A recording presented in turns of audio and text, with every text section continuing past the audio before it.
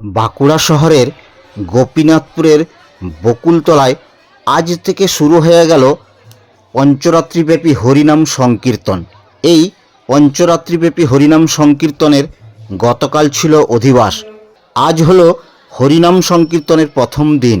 আগামী মঙ্গলবার পঞ্চরাত্রিব্যাপী হরিনাম সংকীর্তনের জাগরণ এবং পরের দিন যথারীতি ধুলাট উৎসব অনুষ্ঠান হয়। তো বৈশাখ মাসের সংক্রান্তিতে বসা হরিনাম সংকীর্তনের এই অনুষ্ঠানের জন্য গোপীনাথপুরবাসী সারা বছর ধরে অপেক্ষা করে থাকে।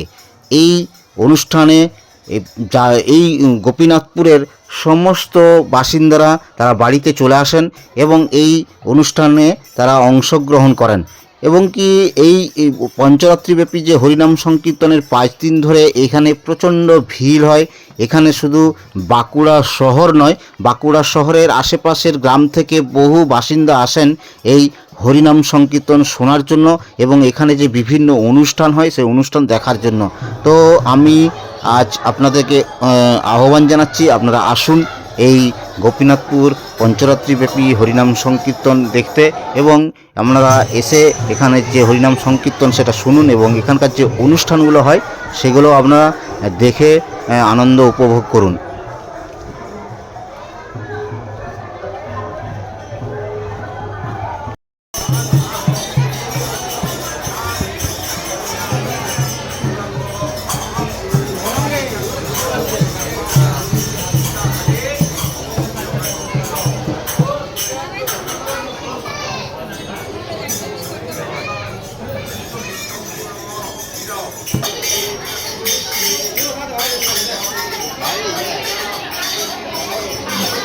হরিবল বলছি, এইখানে কার কার একজন একজন করে উঠে আসুন।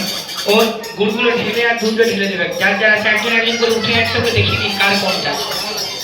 যার যার জন আছে আর পঞ্চিমুখগুলো নিয়ে নেবেন। হ্যাঁ হ্যাঁ ঠিক আছে, একজন একজন করে একজন